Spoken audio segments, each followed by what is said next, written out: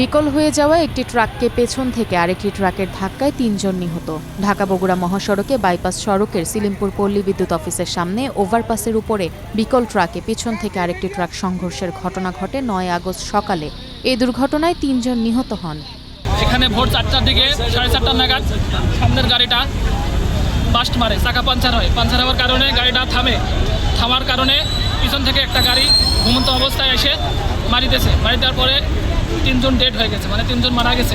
Helper এক কাটে বের করলো, অনেক কষ্ট করে হেল্পার বের করে হেল্পার আল্লাহর রহমতে সুস্থ আছে, পাও ভেঙে গেছে হেল্পারের। আর এখানে একজন ড্রাইভার স্ট্যান্ডিং দিয়ে করে চ্যাসি সহকারী থেকে আছে, আর নিচে একজন ওখানে মগজ টগজ আউলে গেছে, বাইরের অবস্থা খারাপ। এই ঘটনায় উদ্ধার কাজ পরিচালনা করে হাইওয়ে পুলিশ ও ফায়ার সার্ভিসের সদস্যরা। উদ্ধার কাজের সময় মহাসড়কে যানজট সৃষ্টি হয়। বগুড়া সদর থানার সাব ইন্সপেক্টর মোহাম্মদ মঞ্জুর মোর্শেদ মণ্ডল প্রথম আলোকে বলেন, সিলিমপুর পল্লী বিদ্যুৎ অফিসের সামনে ভোরে বগুড়াগামী একটি ট্রাকের চাকা নষ্ট হয়ে যায়। সেটি মেরামতের সময় বগুড়াগামী আরেকটি সিমেন্ট বোঝাই ট্রাক পেছন থেকে ধাক্কা দেয়।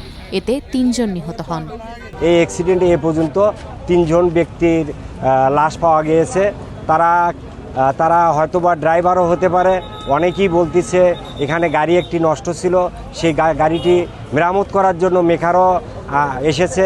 এটা তদন্ত সাপেক্ষে বের হবে এবং পরবর্তীতে তদন্ত করে আইনগত ব্যবস্থা গ্রহণ করা হবে।